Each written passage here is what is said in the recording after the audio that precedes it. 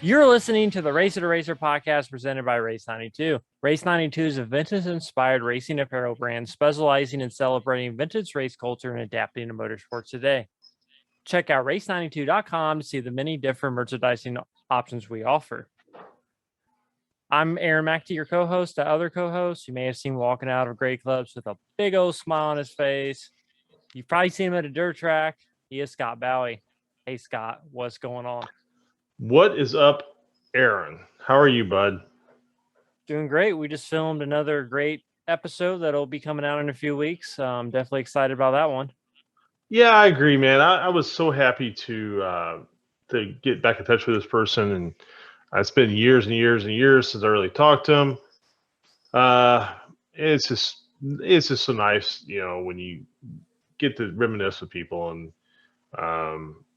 and this person is still heavily involved in motorsports in many different ways, and amongst other businesses and that. So Yeah, he's involved in a lot of stuff. yeah, and when his episode comes out, it'll be really good. So, I'm just it was just really really great to talk to him. Absolutely. Before we get into anything else, just wanted to thank everyone for watching. If you haven't already, make sure you like and subscribe to the YouTube channel. Also, we're on other podcast streaming platforms. Make sure you check us out there as well. So Apple Podcasts, Spotify. And if you're watching on YouTube, you will realize that the background and stuff's a little different now. Decided to change it up a little bit. I think it looks a lot better now. Kind of like how Scott, has to change his appearance with his hair to kind of keep up with current times. I kind of felt like I had to do the same. Yeah, and if anybody sees me moving my head around looking at things, I'm looking at my our new cat.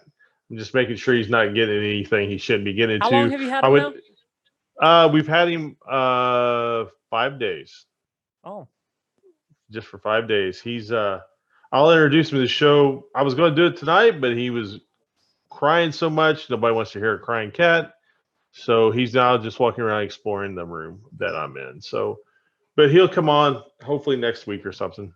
Maybe giving David Lane a run for his money now with Cowcat on his YouTube channel. Yeah, no, that's why we got him. I figured if David did it, Hey, if David Lane does something, you got to do it. Hey, to not pick on David there, that man, he loved that cat. Hey, David tells me to jump. I ask him how high. That's right. How many times? Hey, how many times he tells me. He loved that cat. I felt bad for him when his cat passed, but right. So like all of our cats, they always have interesting names, and when I introduce him on the show, I'll say his name. I think it's pretty funny. We think it's funny. So our last cat's name was Juan Pablo Montoya, like a paw, like a cat's paw. And we've kept with the same theme on this one. But he's a great cat and really enjoy him. Well, our show today, we have a great show. This is one that you've been excited for quite some time about, and I was excited too. Obviously, I like watching YouTube videos, and I enjoy kind of the marketing side of things. So, and this person was a great person to really talk about, marketing, not just racing, but marketing, which also is heavily involved with racing. And I agree, man. Tanner Holmes. I'm sorry, go ahead. No, Tanner I was just going to say our guest is Tanner Holmes. And Tanner, I first heard about Tanner, just like Aaron said, YouTube. Mm-hmm. And he's got a sprint car. He was running limited sprint cars. Before that, he ran Outlaw Karts. But what I like is he does it all himself. He films all of his own videos. Right. He's got he's a young man. I still believe he's still only 18. And he has a real, I think he just turned 18, and he's well-spoken, he's energetic, and he's enthusiastic, and he's got a real passion for the sport. I kind of consider him kind of the future of the sport in terms of, I think auto racing will be his career somehow. I don't know if he'll always be a sprint car racer, but I'm just glad to see people like him come into sport who are so excited about it and love it so much. He has a sister named Carly who races as well. We didn't speak with her, but hopefully we'll have her on the show in the future. And she does really well. And Tanner's had a good career. He's had some wins already. He's He started out in the same series as Sisters Run, which is like I would call it a race saver spec type series where it's kind of a lower horsepower, but it's still a sprint car. And they run wing sprints out in Oregon. And but I saw him. I told Aaron, I mean, we got to get this kid on the show. He's really interesting and engaging, and just wanted to really kind of break it down, kind of how he got into sport, and it was a great talk. I really enjoyed it. And it was funny because before you actually say you wanted to get him, I actually have thoughts of getting him on as well. Yeah, and I just what I like about him. He's not. I mean, some of those shows can kind of be a little phony, this kind of setups and stuff like that, and Tanner's just trying to share with people his love, lows, which we talk about. Absolutely the highs and lows, and he never shies away from saying, "Hey, I could have done better," and that's something I really appreciated about him. Like, what could have I done to be better? And I've never seen him really blame anybody for anything, no. Even when it was somebody else's fault. He's got some good stories for a young racer, and he's just a engaging personality and just fun to talk to. Just a great, and actually after we filmed the episode, we talked to him for another 35, 45 minutes. Yeah. We had a good conversation about Bigfoot since he lives in the Pacific Northwest, so that's definitely right. had to talk about that with him. But yeah, no. Yep. Your real passion, which is Bigfooting. One of my passions. I probably have the weirdest hobbies anyone would ever meet, but yeah, that's a conversation for another day. Yeah. No, it's just man, it was just really good to have him on, and I mean, I that's all, but I'm gonna just keep saying over and over again, so I'll just say it for the last time. It was, and I wish him nothing but success. And as he, they traveled from Oregon to Ohio to run Ohio Sprint Week, with the All-Stars, and that is a hell of a commitment. Then they went home. I think they went back home and then come back out and did another swing through Knoxville and tracks leading up to Knoxville. They didn't run the Nationals, but they did some of the preliminary stuff leading up to the Nationals. And recently, they just did the World of Outlaw swing up there in the Pacific Northwest. They did a few races up there. Yeah, I don't know if they did 3, 4, because they even went down to, I think, Chico, California, and did a couple shows there. So they may have ran 5 times, I think, with the Outlaws.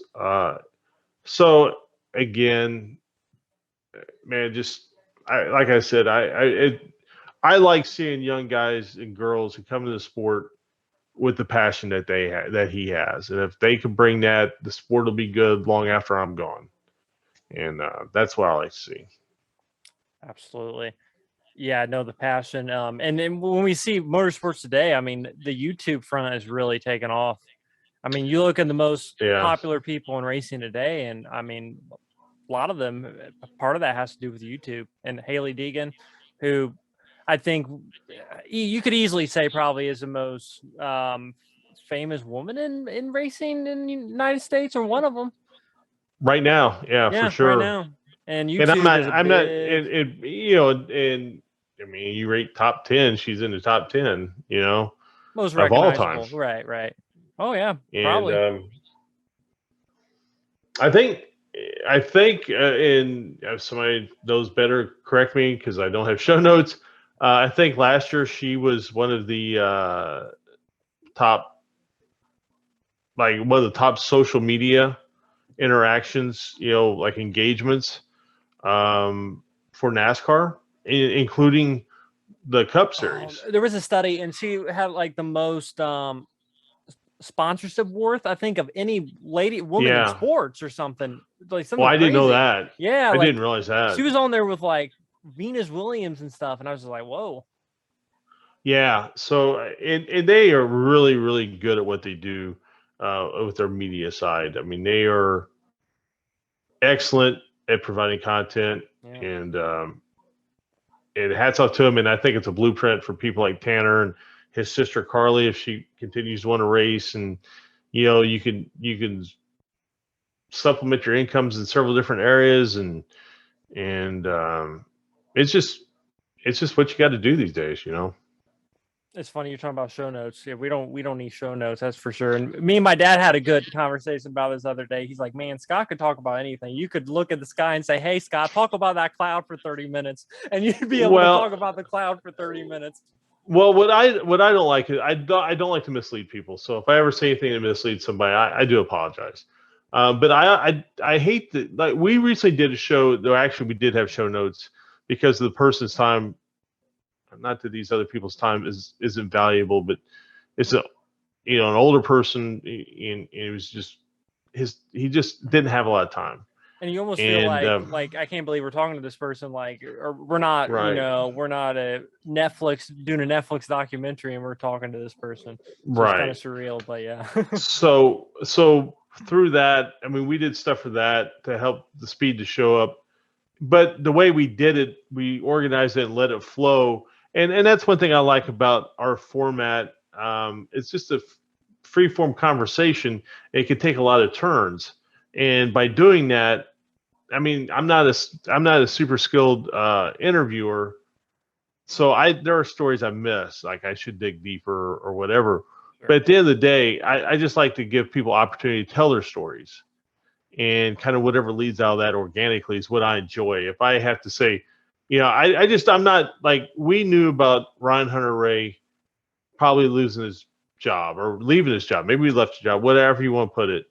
But I wasn't going to hold his feet to the fire. Right. Ryan, what's it like losing your ride? Yeah, exactly. Or other people would say, well, Ed, is Connor Daly coming back? And that's just not, I don't want to be that guy. I mean, if that's not our job. I'm sorry. And I'm sorry to disappoint people, but that's not who I am. I'm not going to just do that to someone. And there are people in media, I mean, that's kind of their job, is to ask questions like that. And fortunately, we're doing this at our own capacity where we don't have to go down that road. I agree. I think, we're kidding about David Land. I think David's really blossomed into someone who can do like opinion pieces and still have a foot in the door. We joked with him at our Chili Bowl broadcast. He's a little bit like Robin Miller. Robin, although Robin was a master at it, right? Like, he could really give his opinion, but the people knew he was passionate enough that they didn't hold it against him, and they could still have a conversation with him. And that's, to me, is a special talent. I personally really don't feel I have that talent. So I'm going to kind of stay a little more away from controversial subjects so we can steer down to get a less abrasive conversation, so you can be really free flowing and let people just feel comfortable. Oh, for sure. We'll talk about racing news just for a second before not too much, so we don't have to talk about it that long, but NASCAR at the Roval, Kyle Larson wins the race. Does it again. Looking good for the championship. Definitely his to lose at this point, which I think we were saying this before the playoffs even started. But I think Denny Hamlin's still going to be. I mean, yeah, for sure. I think it's he and Denny Hamlin. Mm-hmm. And whatever happens, right? Kyle Larson, they overcame a bad start to the day with I believe it was a battery issue, and overcome that. And I guess it happened to two other cars, because Hendrick said he thought about leaving after it happened the second time. Right. But he said he was glad he stayed. And so, I mean, hats off to Larson. What an amazing season. And then you got to talk about Kevin Harvick and Chase Elliott. And that's, I will not understand why Harvick would dump him like that early. Mm-hmm. I mean, I understand why he did it. It didn't make any sense to me, though. And then to do that early in the race, and then to overdrive the corner and run it right in the fence. I mean that's, whatever term you want to use, karma or whatever. I mean, I don't know. I'm not for dumping guys, period. I think it's a horseshit way to race. I mean, that's just how I feel. But once somebody does it to you, I mean, I feel you can do it to them. So whatever. I just think it's a dumb game to play, and it costs everybody in the long run. Right. And but whether people like it or not, I think it does help the sport as far as publicity goes. Right. I mean, so I will tell you that, like what Grosjean did with Jimmy Johnson, I don't necessarily have as much problem with that. Like kind of getting the side of somebody, as long as you don't, because really in a lot of ways he did more damage to himself than he did Jimmy. And if that was for the race lead on the last lap, man, everybody'd be talking about that forever, right?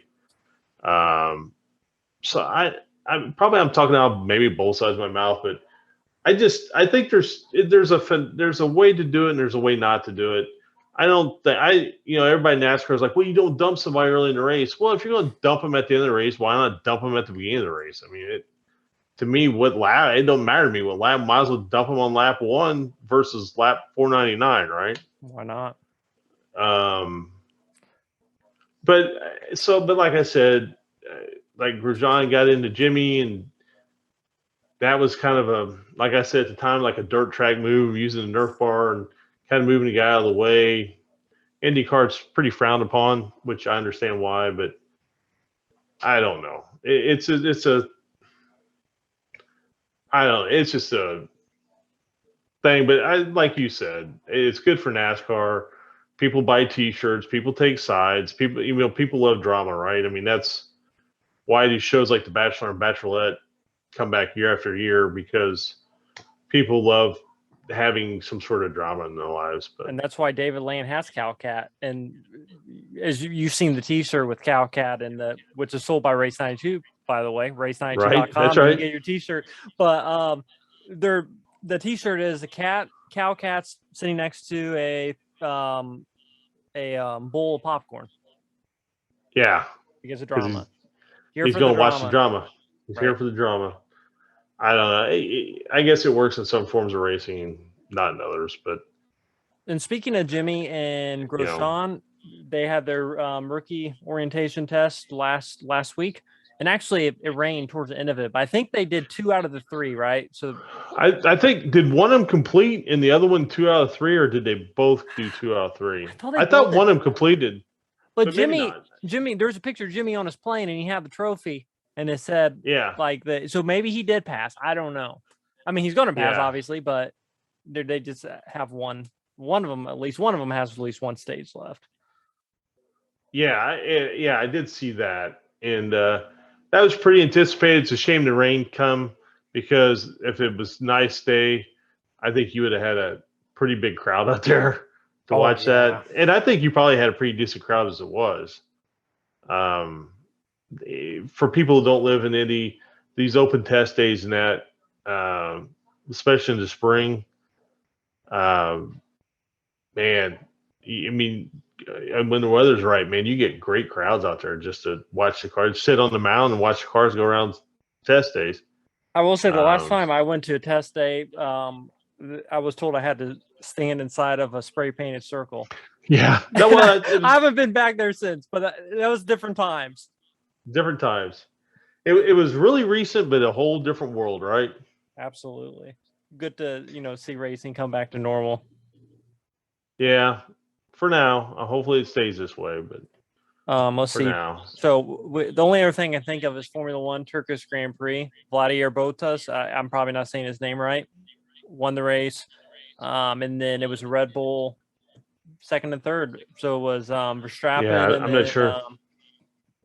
Then who's his teammate? I can't even think of his name right now. Yeah, I don't remember his teammate either. Sergio. That's how far out. Sergio Perez. There we go. That's how far out of the realm F1 is for me most of the time. I will pop in and watch from here to there, but obviously next year, Bottas is going to a different team, and I think I can't even remember the team now. It's like Alfa Romeo or Williams, but anyway, so he's going to a different team next year. So this will be his first time. Or his last time, probably, maybe ever being on the podium. Hopefully not. But, definitely good to see someone other than, Hamilton win a race, obviously. Well, yeah, and it's been pretty competitive this year. I mean, the little bit I've kind of popped back and forth. I mean, you're seeing So all and kinds that's of what you people win. and that's what you want. I'm like, if that's what you want out of racing, you don't want the same winners all the time. Yeah, I mean, you go back to the Schumacher days. I mean, you knew who was going to win the race. Right.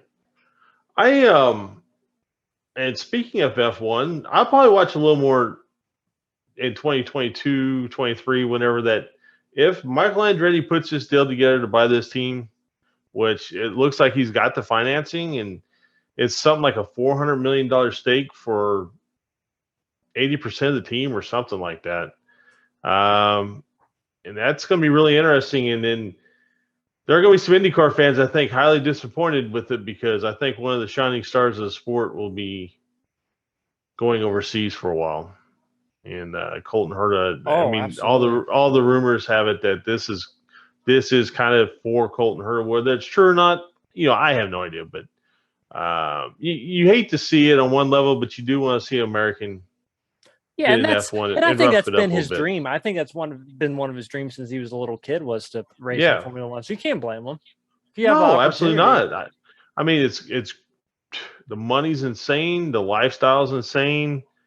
The cars are the absolute maximum limit of what you're allowed to do. And man, I think any young driver with the talent, man, you got to do it. If you can get with a good team, you got to do it.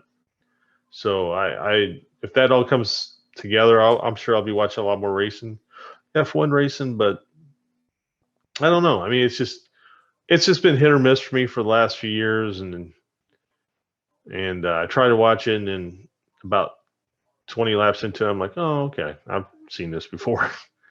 Then I go on to something else, but it'll be a lot more exciting, I think. Since we're introducing animals on the show now, this is There he Ralph. is. He has made a couple appearances on the show. Pete Holzemer, I think, was his first appearance. He tried to jump up on the table and missed. So we had a nice little discussion about him. So I thought I would go ahead and at least put him on the show. Ralph, I could see Ralph a lot when the camera's turned off.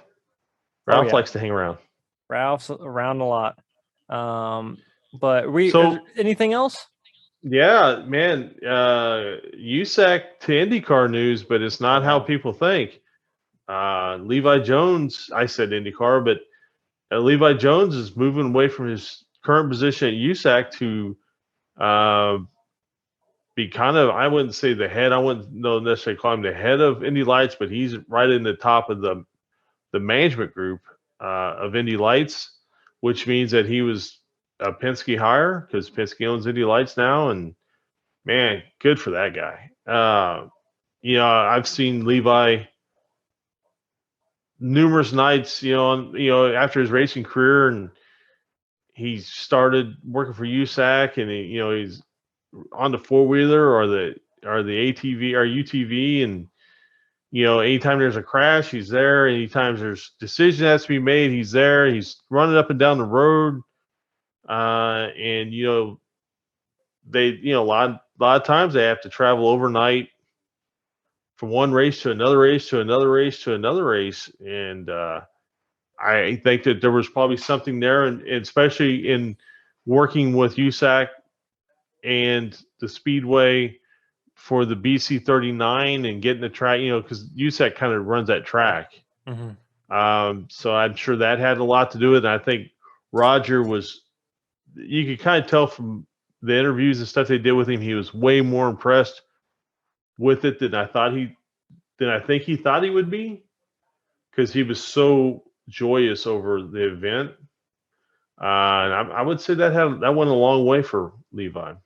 And so congratulations to him. I'm not sure who that leaves to take his spot. But he's going to leave some big shoes to fill, because he's done a great job. And then Jack Harvey officially announced to Rahal Lanigan, or however that goes, Rahal Lanigan Letterman, whatever. And there's one open, so there's one open spot at Rahal now. The number 30, he goes right. Number he 30 goes to the 45, which is a high V car, and the 30 is open. And I think while people want Oliver Askew, and he certainly deserves a great ride, and people want Santino Ferrucci, who has proved that he is more than capable. I think it's going to go to Christian Lundgaard, as David Land is kind of reporting. My guess was Ryan Hunter-Reay. I'm probably wrong, but that was my guess. Yeah. And they had a great relationship. And who knows? Depending on the speedway, right? They may run fourth car. I mean, you don't know. I mean, if he's only doing a speedway only deal, because you haven't really heard Ryan talk about really what he wants to do. So he's got wife and kids, and he's had a long career, a very successful career. Who knows if he wants to run the full season or not? But yeah, it's definitely getting interesting though, because who's going to get into 30. There's still a bunch of other seats that are open, and you keep hearing Shelton saying he kind of wants a teammate. If he's going to continue to run for Carlin, he would like to get a teammate. And I don't know if Carlin's actually going to go to 2 cars or not. So it's going to be interesting. Yeah. This may be one of the most interesting off seasons for a long time. Long time. Yeah, I agree. There's going to be some a lot of changes, and like we said, unfortunately, there's going to be starting to phase out of some of the guys that we've really enjoyed watching for a long time too. So, and we're looking at we're going to try to do a season review show with some special guests here in the next couple of weeks. So we'll definitely kind of go into some of that stuff in more detail. Yeah, and boy, if that comes together, I'm so excited for that too, because we get to talk to Mark Janes again, hopefully, and he's looking to bring a couple of people on and really break down the season from their standpoint and how it all went, and that's hopefully going to happen. And it'd be very exciting for me if it does. Oh, for me as well. It'd be very cool. So yeah, I think we'll go ahead, and if you don't have anything else. I don't have anything else. I just want anybody who you've already said this. I'm sorry, go ahead. No, go ahead. I was going to say, you've already said this about 5 times. So I was going to let you say it one final time. Did you enjoy having Tanner on the show? I did. I really did. I was going to say, anybody who watches this, I hopefully Aaron can get a link to his YouTube, deal. Of course, it's absolutely easy to look up. And then his merchandise deal, he sells T-shirts. Try to stay on the road, and just give him a chance. If you don't, even if you don't like open wheel racing, I think you'll still, or I should say open wheel racing, like sprint car type racing. Please just give him a chance, because I think you'll really enjoy him as a person. And he sells more than just T-shirts. They're doing the wing panels. Yep. Like this one right here. And actually their wing panels, I'm pretty sure they pretty much hand make them, because they got like the curvature and everything to them. Like the one I got, it's just a flat piece. I didn't know that. Huh, that's cool. And he signs them and everything. So yeah, no, definitely check out his merchandise.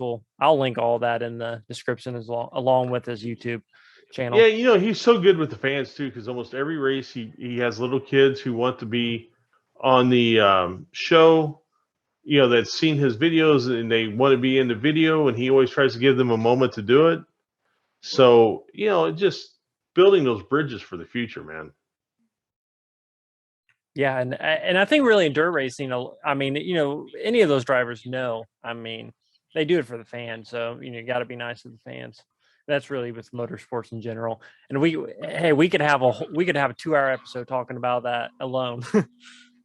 Yeah, and it's so funny how IndyCar and NASCAR flip-flopped, because forever IndyCar drivers were super accessible, and they lived in month of May, they'd stay at your next door neighbor's house and all that, and then the money got good, and as the drivers come along after those drivers, they started becoming less and less and less accessible, and then NASCAR sold itself on being so accessible. I mean, Richard Petty signed autographs for everybody who wanted one. He has a long and autograph. I mean, it's his full name, so yeah, it takes him a minute. it's beautiful. It's a beautiful autograph, man. Yeah. Oh, for sure. And and even somebody who's now a car owner in the sport, Brad Doherty, talks about how much that meant to him when Richard signed autographs for him. And Brad Doherty wore the number 43 his entire playing career, I think. I didn't realize that. Yeah. And then, so all those drivers were so accessible, and then the money got good, and they all started getting planes and helicopters, and they stopped traveling in station wagons and all that, and it went back to where they were inaccessible. Well, IndyCar kind of lost its edge, and all of a sudden wasn't as popular, and there wasn't as much money, and it seems like especially this generation that's now, getting up in their late 30s through their 40s, they've been so accessible. The Tony Kanans of the world and Scott Dixon and all those guys, I can go on and on. And they've really carried this torch to bring that accessibility back. And the younger drivers, I feel, are falling right behind them. Pato and Alex, and these guys are very accessible. I feel they're good dudes. All of them are, yeah, for sure. I mean, they're just good guys, and I think that they've embraced that. And we talked about Robin Miller, and I think you gotta give it to Robin Miller somewhat too, because he would take all those drivers like Kanan and Frank Keating, those guys. He'd take it to the state fair every year, and he would, they would shoot hoops, and they would interact with the fans, and I think he allowed them to kind of generate that mindset if they didn't already kind of have it. And and you hear them talk about how much fun they had and how much they enjoyed doing it. Hopefully it stays that way for a long time. Well, we'll go ahead and get into Tanner Holmes. And before I do that, once again, I want to thank everyone for watching and listening, and make sure you stay tuned. We have some really good ones coming up for sure. To give a little bit of a hint, we have two guys that are both on the top 5 all-time wins list in IndyCar. So definitely stay tuned for those. Those will definitely be some good ones. Yeah, I agree. And they were both very fun to do. So, well, hope everyone enjoys. Yeah, please, everybody enjoy, and I hope everybody has a great week, and take care. Joining us this evening is Tanner Holmes. Tanner Holmes is a sprint car driver from out in the West, in the Oregon area, and very popular YouTube channel. Young man who just making his way in the racing world. Please welcome Tanner Holmes. Hey, thank you guys for having me today. Super excited to talk to you. Super excited to talk to you. I've been wanting to talk to you for quite some time. I don't know if you've looked at our other videos. We've had a lot of IndyCar guys and that on here.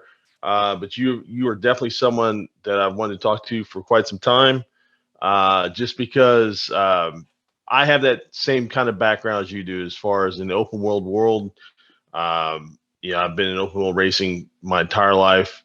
I mean, literally my entire life. And it's just always so good to see young people come into the sport. And I love the way you do it, and I love the way you let the world see what you're doing through your YouTube channel. And I can't thank you enough for being here.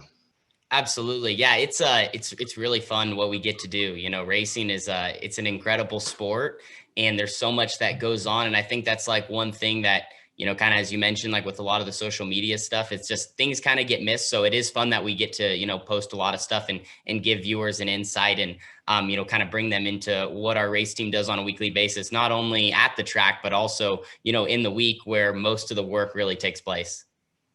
Yeah, I think people have a better idea today, but auto racing is not glamorous on any level, man. It is. I mean, the driver, if you're a successful driver, you have really great days, and you get to stand on top of the cage and you get to wave that flag. But you're going to have a lot more days where you don't do that than you do it, and it's just a love. I mean, you just have to love it. And that's what comes through that is the thing that really intrigued me about your videos, how much you love it. You're not, it's like your social media is an extension of your racing. You're not trying to just race so you can have social media. I mean, you are a racer, and then you're just trying to share that with the world. Yeah, absolutely. I think that's one of my favorite parts about it is just, bringing people along for my journey.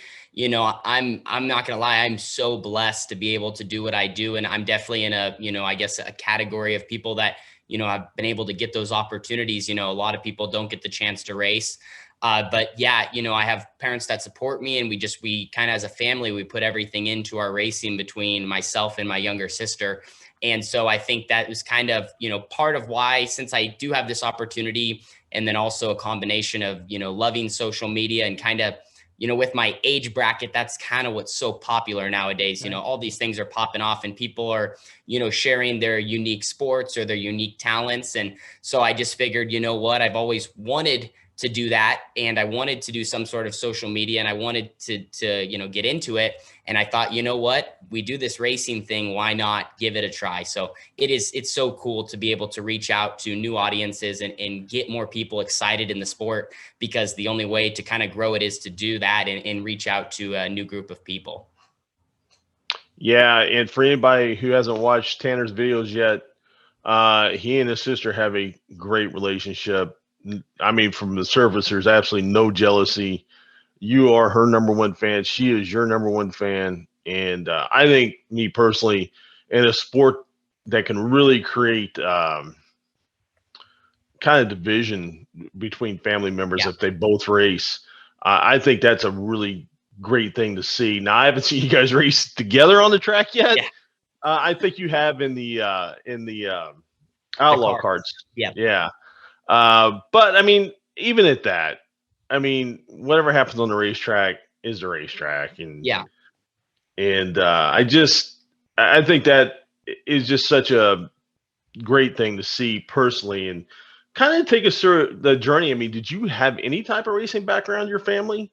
No, we did not at all. It's kind of, I always like to joke with people and say, it's crazy that I ended up in the spot that I am, because my dad wasn't a racer. My mom wasn't a racer. I have no family members that were really involved with the sport.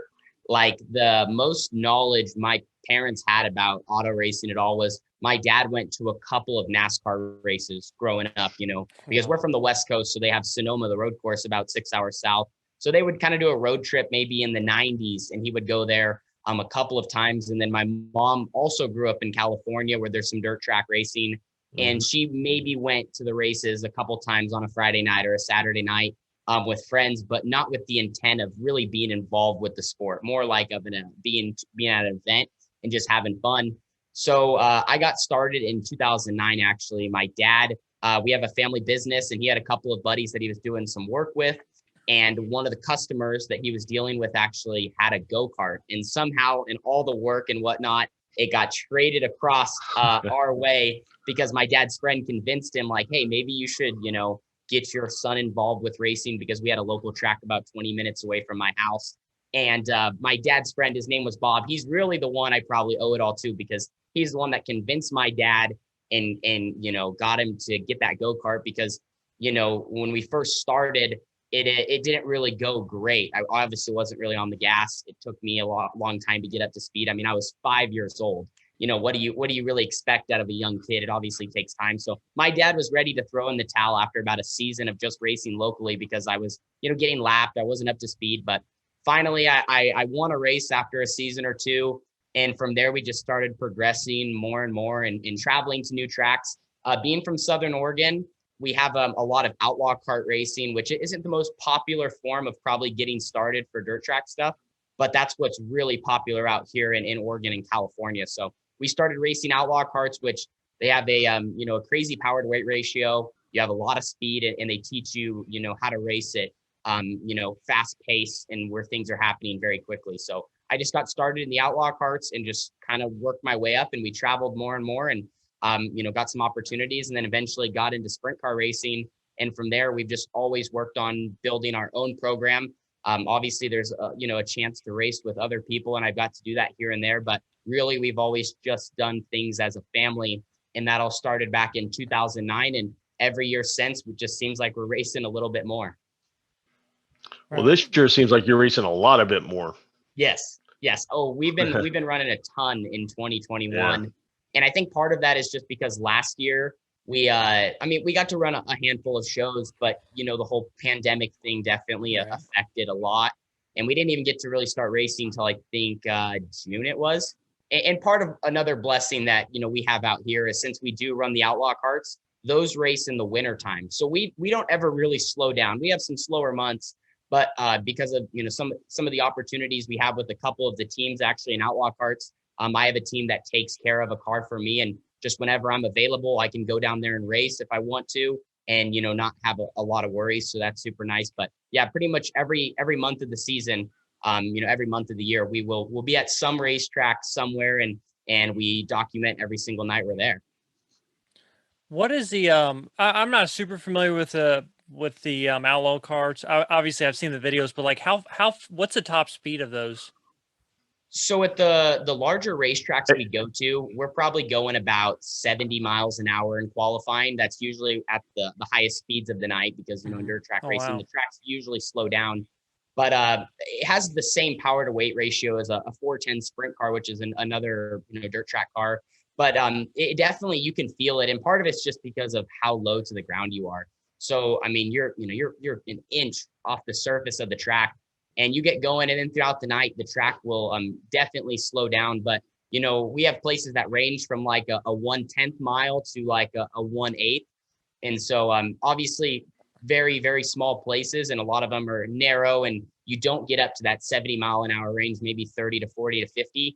But like I said, with how quickly they accelerate and things happen, when people start wrecking, even though you're only going 30 or 40 or 50 miles an hour, like it all happens just like that. And it's usually chaos. But I definitely would give a lot of where I'm at because of starting in Outlaw Karts in some of the regions I grew up in. What would you say the big difference was going from like an Outlaw car to a sprint car? I mean, you were saying like the weight ratio is pretty similar. And when you look at guys that, like IndyCar guys, they start out in, regular karts and they go into like Formula car racing. And I would imagine going from one of those karts to a Formula car would just be completely drastic. Would you say it's just as much drastic going from like an Outlaw car to a sprint car, or is it more kind of similar? Yeah, I think the biggest thing with Outlaw Karts is just like how they are set up. So like sprint cars have shocks and torsion bars and suspension. Outlaw Karts don't have any of that. They don't really have a lot of adjustment. I mean, you're just riding on a rear axle and front spindles. And so it is a much rougher ride. You feel every single bump in the track. So as far as like being in the seat, that is different versus sprint cars on a rougher track. You have those shocks and you have how the chassis rides.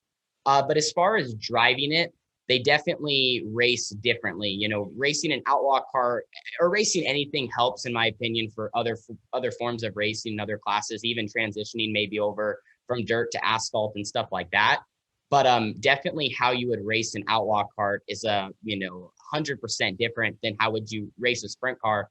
And like I talked about, a lot of it goes to, in sprint cars, you're just going much faster. So you have a lot more what they call wing speed, which is where you deal with aerodynamics and kind of what's going on with cars in front of you and different lines you can run, versus Outlaw karts in a way are like a go-kart. So you're kind of just, you can run many different lines on the track and not be affected by aero as much and whatnot. But as far as driving them, completely different driving styles. I would say sprint cars too, you're a lot more up on the wheel because of how the front and rear axles. So a lot of times you'll see guys, they call sawing on the wheel back and forth.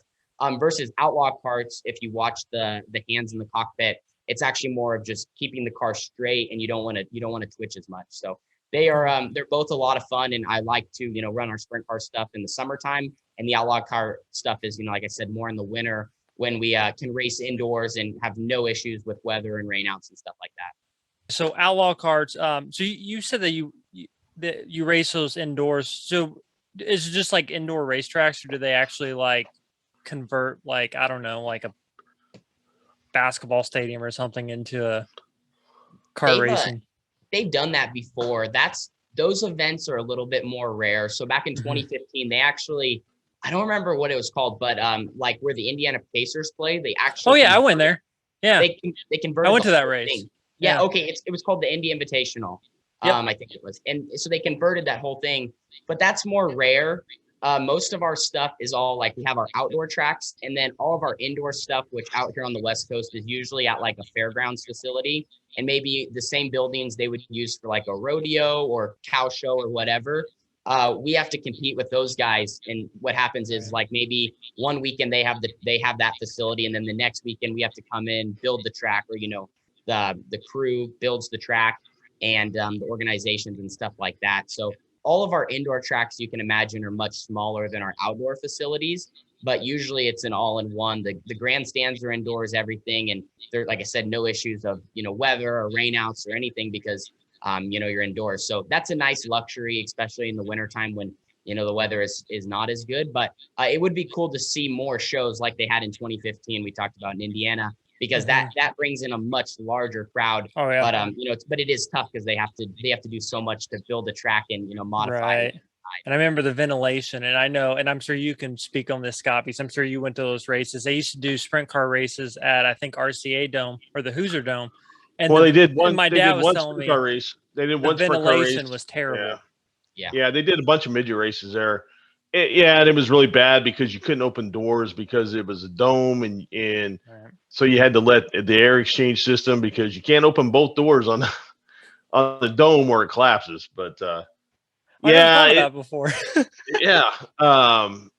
One time leaving there, somebody hit one of those doors with a trailer, and it took like 4 o'clock in the morning till everybody could leave, because if that door wasn't shut, so they couldn't let people out of the building. Around here, I know, and I'm sure Bernie from Indie Race Parts, and I know he's trying to make a go of it with the Outlaw Karts and Chewy and some of those other guys, and I don't know how much of a foothold they've taken here. It seems to me it's one of those things that somebody doing it just has to be really committed to it, and it has to be kind of their main deal to really make that go. And oh,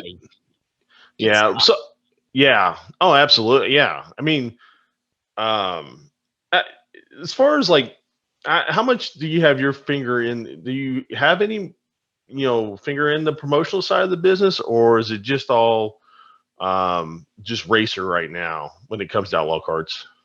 Yeah, right now it's all racing. One day though, I mean, I think overall, whether it's karts or like a combination of karts and larger cars and dirt track racing, I would definitely love to be a promoter. Like, I think when I decide that I don't want to race or whatever that looks like, we don't know. But I think like owning a racetrack or, promoting a series would be a blast. And especially in Outlaw Karts, because right now, like, they are so healthy in Northern California. I mean, they're getting like, on good nights, they're getting 200 carts a night spread out across 6 classes. I mean, there's so many kids involved. And it was almost a weird thing where I'm not saying the pandemic actually ended up helping Outlaw Karts, but because there was like nothing else to do, but Outlaw Karts were still able to have some races at some certain tracks where they were able to, I don't know, find a loophole or just make things work with spectators, because Outlaw Karts don't get a whole lot of spectators compared to bigger forms of racing, I guess you could say. And so, I mean, they're so healthy right now, and that's part of what's making it almost tough to expand, because a lot of the manufacturers out here, aren't able to send parts up other places because they need them for out here. But I would definitely like to get involved in owning a racetrack, whether that's, in the Midwest or out here kind of in my home in the Pacific Northwest. But I just think it'd be so much fun because, we just don't have as many tracks, and we don't have a whole lot of series as I think there's a lot of opportunity to have. So just with the right people involved, things could get much bigger. Just right now, they're kind of where they're at, and hopefully they'll grow in the years to come. They're kind of in pockets right now, right? Yes. Just pockets. Out here on the West Coast. So I'm from Southern Oregon. I'm about 30 minutes from California. So we're really close to the border. About 3 hours north of me to about, maybe another 4 hours south of me. So like maybe a 7 to 10 hour range just down I-5. That's kind of where Outlaw Karts are as far as out here. And then, Washington doesn't really have anything. Up in Montana, there's like a super small pocket, but then you have to head on over towards, like Indiana doesn't really have a whole lot, but Iowa and Illinois kind of got their own thing, and then Oklahoma and Texas do. So it's still growing, and a lot of that's just where all the different dealers throughout the country are located. But like I said, I think it will start expanding. Just the hardest part, like I always tell people, you have a company like QRC who I work with, so many great people, they support my racing, but they have maybe 8 to 10 employees, and those guys are all building carts for the whole nation. So it's like, and they're just out here in California. So not only are they trying to supply the healthy car counts that they have in their area, but also the 4 to 6 other regions that are blooming across the country. So it's difficult, but at the same time, I guess that's a good problem to have in a way. Right. North Carolina's pretty hopping too, right? Yeah, they were, and it's kind of been up and down over there, because I know a lot of their tracks switched over to the micro sprints, and so that kind of, I felt like, not maybe made a decline, but I think there's just some other manufacturers involved over there, and people that are kind of going a little bit of a different route than kind of what we have out here. But they definitely have some fun tracks that I got the chance to experience, and hopefully one day we'll get to go back. Yeah. What are your trophies there? Where are they from? The trophies I have here, so these are actually from Outlaw Karts. These are two of them the same. The two eagles on the left and right, those are championship trophies at the Red Bluff Outlaws, which is where we run every single winter. And I started racing there in 2010 or 2011, and I haven't missed a race since. Like that is my place for racing Outlaw Karts. I love it. It's a different form. It's a little bit more, it's a little physical type of racing. It's super small, bull ring, indoors, but I just grew up racing there, and that's kind of what taught me, in my opinion, how to be a driver. And then the one in the middle is from their biggest race. We won in 2014. It's called the West Coast Nationals. So people from all over the country will come. It's like a big 3-day show.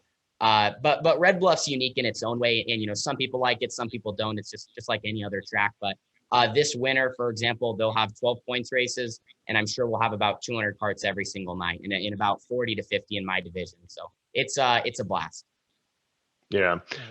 So in your racing, was it always the thing, if you're going to do it, you got to work on it, or did you grow into working on the carts and in the cars? Definitely, being honest, I definitely grew more into it. I was fortunate that my dad, he's always been a very mechanical person. So at a younger age, like I definitely could have put in more effort. I'm talking like, maybe between the ages of like 9 and 12 years old, because there's some kids now that are so hands-on at a super young age. And I just never had that talent or ability. I just was never, like my younger sister, Carly, I don't know what it was, but she was born with be able to hold 2 9/16 wrenches and just, change an axle or fix a front end or a top wing, like all these things. I didn't have that ability. I always tell people, and this is a true story, one day, I think I was maybe, 12 years old, and I really was trying to help my dad get ready for the race weekend. And I was just in the shop, and there was a big bottle of antifreeze, and I reached over to hand him something. I knocked the antifreeze all over the shop floor. And so that, that's kind of an example of just how I was. I was a little more clumsy than most. But definitely since we got more involved in sprint cars, I've been way more hands-on learning. And I would say I've definitely came a long way. I probably couldn't necessarily go to the races 100% by myself. But with a little bit of help, I definitely think I could get most things done. The sprint car, I'm still learning a lot more. The hardest part with that, putting them together isn't bad. It's more on the setup side of things, because just like any car, it takes years and years to learn what every little trick is and what every adjustment does, and what adjustment is right for each situation. So definitely became more hands-on, and then also my younger sister has been hands-on since she started. So I guess overall that combination really works. But yeah, every single week we're in the race shop and we're getting the cars ready to go.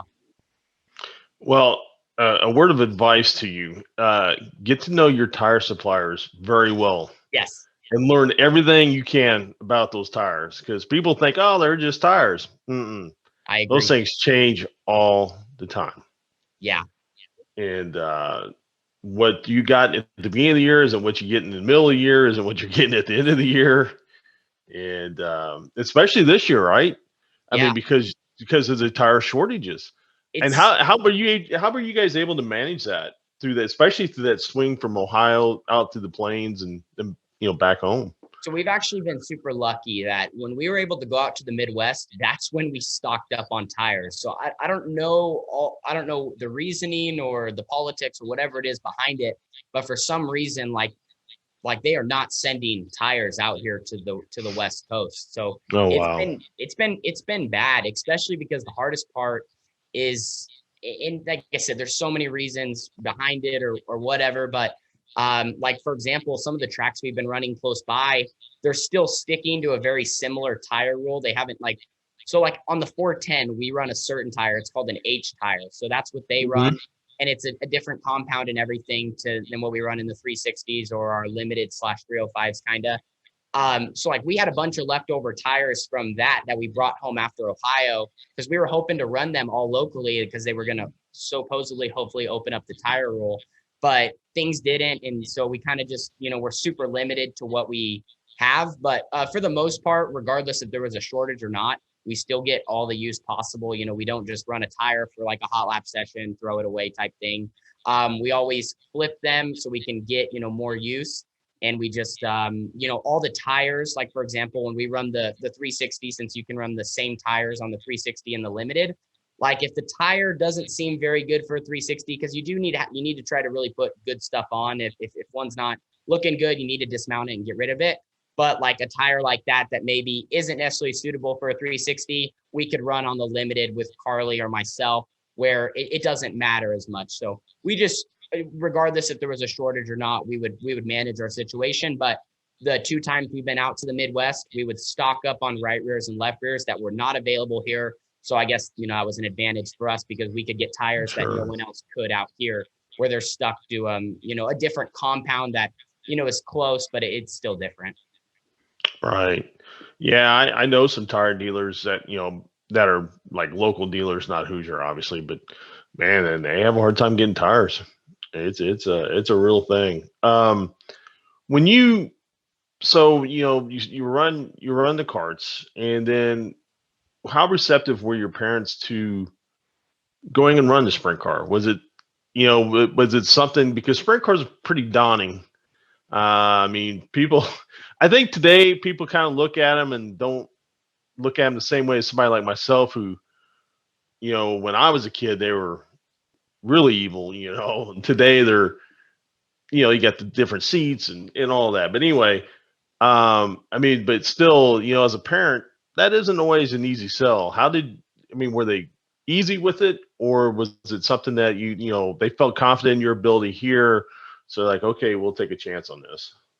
Yeah, I think it was, it wasn't necessarily an easy sell. My mom is still one of the most nervous people in the pit area to this day. I've seen the videos. Yeah, it gets caught a little bit, but I mainly don't put it in, or maybe you hear a little bit of screaming, or especially if things go wrong.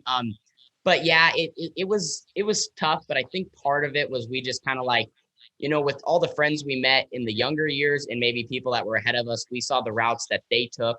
So you can kind of learn from maybe some of their mistakes or the routes they went that went well. And then also just kind of how things lined up. When we were much younger in the karting days, we had our local track here 20 minutes from our house that did race sprint cars. So we got to watch the World of Outlaws when they came through, the bigger national touring series. And so, that right there obviously was appealing. And then just how things lined up, out here in the Pacific Northwest, they have this great starter sprint car class called the Limited, which it's not a 305. It's a little bit of a different engine package, but it makes about 550, 600 horsepower, which is about 150 to 200 horsepower less than a real 360. So the whole theory behind the class is to be more affordable, get started, and you can race at quite a few different tracks in the state and not have to travel too terribly far. So I think for the most part, it's kind of been successful. It definitely goes in waves. But we had a couple of friends that got started in that about a year before I was eligible to race at the age of 14. Once you turn 14, you can race sprint cars in the state of Oregon. And so with one of the guys that my dad had also met, he had a sprint car and we traded for it. And we took some parts off of that because it was a super old car. And then we ended up purchasing an old roller from another team here locally. and just kind of put everything together, slowly built it up, got an engine. Well, one of my dad's friends that is one of the parts suppliers here in town, he builds engines. So he built the engine for us. And then we just, like I said, slowly put it together and eventually got to run, I think, 4 races in the year. I think it was 2017. We got to run 4 races. And that was a blast. That's kind of how we got started. That was at the end of the season. And then from there, we continued to meet people. You learn about different tracks to go to, different series to run with, whether that's going north towards Washington or south towards California. And from there, we just kept getting bigger and bigger. And I would say a lot of it was with the YouTube channel as part of, I think, where we're at and why we do travel as much, because that's a huge incentive too. But it's, the whole thing's been a blast, and it's definitely been one of the biggest learning lessons of my life, trying to figure out how to, be a good sprint car driver and learn every part of the team, not only the working on the car side, but the driving side to the promotional side to everything about it, and try to, take it to where I want it to be one day. So it has been I guess you could say it wasn't an easy sell, but now everybody's kind of on board and we're heading forward. So how did the YouTube idea start of having a YouTube channel? So the YouTube idea, I mentioned at the beginning a little bit. So as a young kid, I think I kind of grew up at the time where YouTube was really starting to become more and more popular, maybe between 2014, 2015.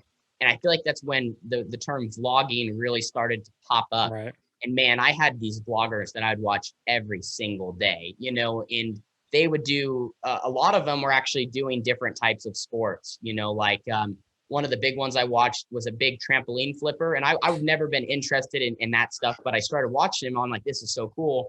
And then another one was, did a lot of tricks on like scooter riding and all this stuff at these skate parks. And like I said, I was never involved with that. So I started finding all these people so interesting, and I wanted to start my own thing. And then like one day it kind of dawned on me that like, hey, maybe, I'm a racer. That's my unique sport. What if I try to tie that in? And so I ended up starting a channel in August of 2016. And I will say, because my mom does watch all the podcasts I go on, so I do have to give her credit that she was one of the big people that was in my ear, telling me, I think you need to start something media wise, because especially back in 2016, man, there was not a lot of stuff in dirt track racing. I think the asphalt side of things has a lot more media. Dirt track racing, I don't know what it is, but it's kind of second to it. But so I started a channel in 2016, posted my first vlog September 6th of 2016. And from there, just, things kind of seemed all right. I think I posted my first video and I gained 18 subscribers, and I was like, man, this is kind of cool. And so I just, started putting more effort and more effort and more effort. And I think kind of going into 2017, I made a commitment to myself to post 2 times a week. So started doing that.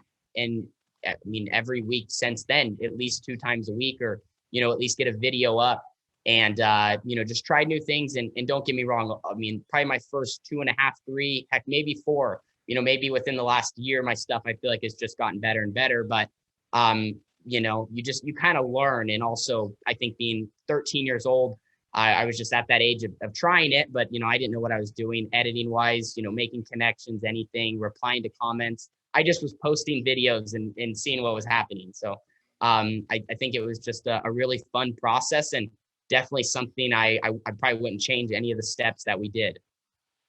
Right. When you look at, a lot of, like Outlaw Karts, for example, as you say, a lot of people don't go to the races. So, really having that on YouTube is a big way to promote it, and then definitely promote your sponsors. And to be honest, I probably would have never heard of Tanner Holmes if I didn't see the YouTube channel. So it definitely, that's definitely proof that it works. Absolutely. Yeah. I think that was definitely the idea behind it, multiple different things, like you said, not only to help my racing, but I genuinely did have an interest in, liking to create videos and even a little bit on the editing side and learning how to get better. I know a lot of things, or a lot of drivers nowadays are trying to get more involved with social media. And I'm not saying a lot of it is forced, but you can kind of tell when like a lot of it's forced. You can tell when it's forced. Yeah, you can tell the difference. When someone is, actually, interested in wanting to do something. But yeah, it's definitely helped more on the, on the sponsorship side and just making connections and getting me my opportunity with Factory QRC, which is that team I drive for in Outlaw Karts, and they stand behind it and love that. So it's just been a fun journey, and I would definitely encourage anyone that wants to get involved, whether that's, having your own podcast or starting videos or anything, maybe writing articles, like any form of social media right now. It's definitely a train to hop on if you're interested, and kind of, you can put so much effort into it and really see it grow. Yeah, That's really how. I agree. Yeah, go ahead, Aaron. No, I was going to say that's kind of, what happened with us is we just wanted to find a way to get involved. And, I do all the editing and stuff. And like you said, it just takes a lot of time to kind of get used to it. But after a while, I mean, I've picked it up pretty quickly. And, I do some other video stuff too. And yeah, no, it's a blast. Like you said, I grew up watching other, a bunch of different YouTube channels. I mean, for example, there's a mountain bike guy I watch. And because of that, I got into mountain bike riding last year. So, I watch anything from that to there's a guy in Cincinnati that goes to garage sales. Oh, that's cool. I watch that stuff too. Yeah. Yeah, I watch garage sales all the time. There's a guy from Indianapolis that goes to garage sales and froggy flips or something My like that. My dad watches that. Yeah. That's yeah. cool. That's funny, man. These guys always have these great finds at Goodwill too. I've seen that. Yeah, they start flipping stuff. That's so neat. I love that stuff. When we talk about like YouTube, I would say like YouTube, motorsport YouTube influencers, like the first person I really think of, and you may have a different opinion on this, Tanner, was really Ken Block. He was really kind of like the first on the trend of it with the Gymkhana videos. And it seemed like since then, the whole social media with motorsports really kind of took off. I would agree with that. Yeah. And honestly, that was almost a little, I feel like before, because I mean, actually, it was probably once I got started and started seeing like the Ken Block stuff, because more of my friends showed me that. But yeah, that really, I think, helped put it on the map. And now, like, it seems like more people are trying to, more vlog, whether that's on the asphalt or dirt. I won't lie, I'm a little bit more, I don't really know what the right word would be, but like, I'm so involved with dirt racing. I don't really see what maybe some of the other people are creating on the Formula One side or IndyCar, all those. I'm not gonna lie, I don't actually have a lot of knowledge on all the different series, but I'm sure there's definitely people giving it a shot. And I feel like now more than ever, is a chance to, create your own thing and start doing it, because there's so many more viewers on YouTube for the racing industry and dirt and asphalt specifically, just because of, like what, Ken Block started back then. And then, it just slowly over time build up as more creators got on the platform. I guess there's always been an audience there just wasn't always creators, and now there's more, and it's kind of going up on both sides. It's really funny. Like when I was a kid, like I said, I'm 52 now, so I went to my very first race, 1969. I mean, I was literally 6 weeks old. As a kid growing up, so how we found out about racing was Speed Sport magazine. Yeah. And I mean, and I know you hear about Speed Sport today. People don't understand what a big deal Speed Sport was. The only way I would ever hear about Tanner Holmes would be if I read Speed Sport, and I would read it from front to back. And I did that for 30 plus years. And then, Sprint Car and Midget come along, and back when they had real, and I say this not to be mean to anybody, back when they were writing real articles, like they had some people that were just writing these articles right when the Outlaws first started, and they were writing, these guys were just traveling and writing about sprint car racing and midget racing. And these guys were telling great stories. And so it was all print media. And then as social media has come along, the noise cancels so much out that in so many ways you have to kind of go looking for it now. Yeah. And to be honest with you, I haven't read Sprint Car and Midget or whatever it's called today. And again, man, I don't mean anything against whoever runs that. And I think it's Shaheen that owns Speed Sport today or whatever that is. And I don't mean anything against all that, but I just don't go looking for it there. And so YouTube is really where I kind of find racing. And then that's where I found you. And I found Mandy Pouch. And her boyfriend, kind of following her boyfriend, her family, of course, Billy Pouch, such a big name in racing. I was lucky enough to watch Billy Senior race. So at least today we have, have some outlets again that isn't quite so noisy that we can find this. I still don't watch a lot of people. I watch you and I watch them. And then I'll watch some highlights from here and there. And then I'll watch David Gravel every once in a while. And, but there is a lot of it out there, a lot of late model stuff, it seems like, and that sort of thing. So, at least it's there for people to find, which I think is great. And that's one thing I really appreciate about your content is that you are just doing what you do. And like I said earlier, you open your doors and you allow people to go along for the ride, and there's nothing forced, there's nothing fake. You make a mistake, you own up to it. You're not in somebody's, trying to blame somebody. And you learn, you can just see a young person learning his way through the sport. And that's what I really appreciate about watching your stuff. Thank you. So, it's, go ahead.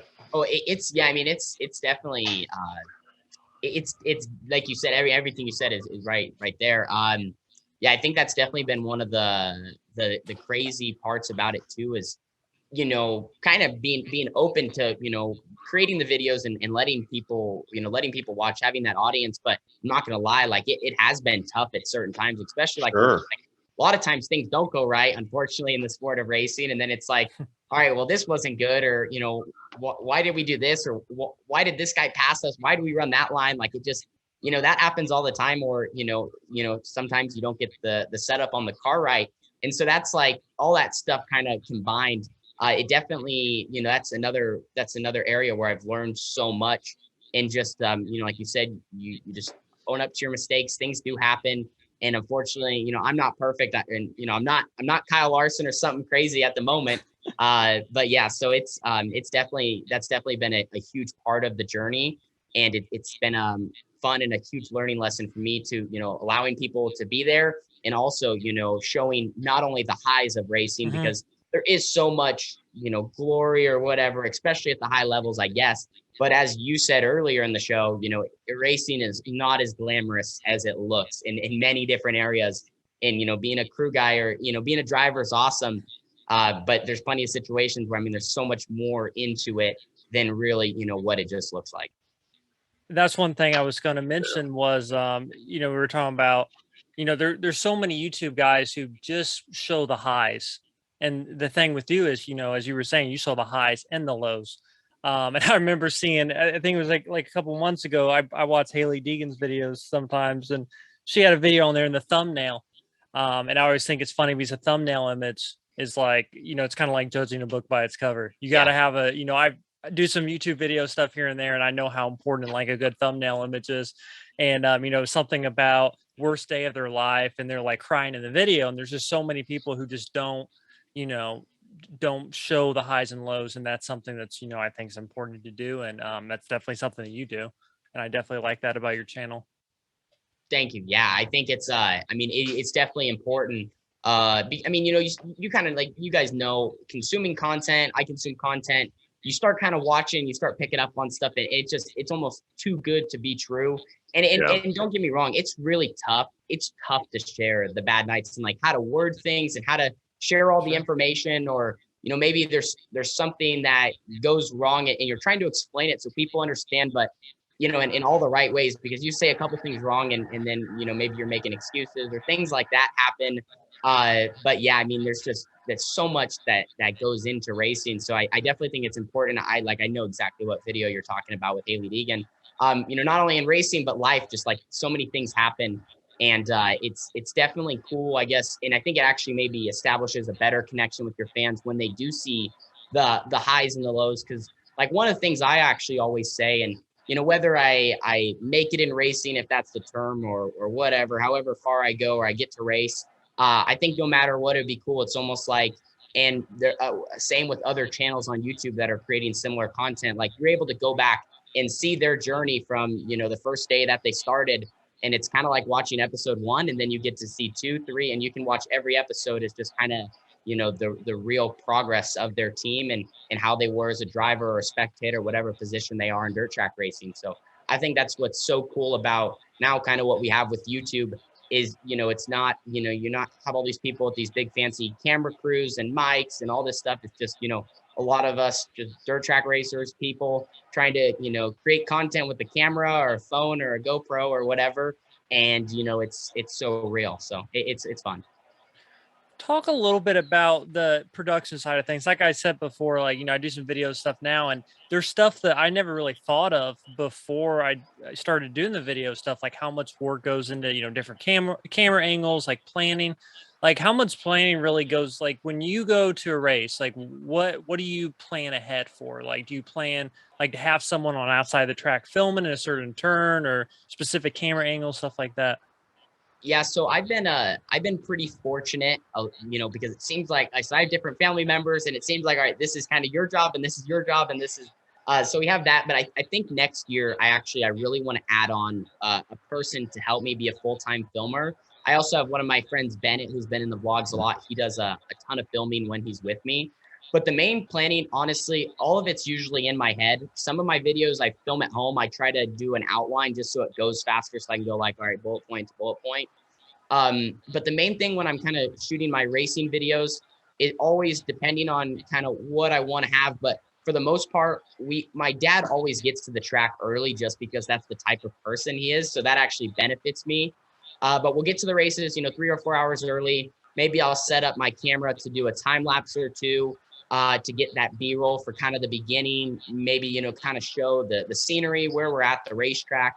And then I try to also get some other B-roll for that, you know, beginning of the video montage. So that's usually about 30 to 45 seconds.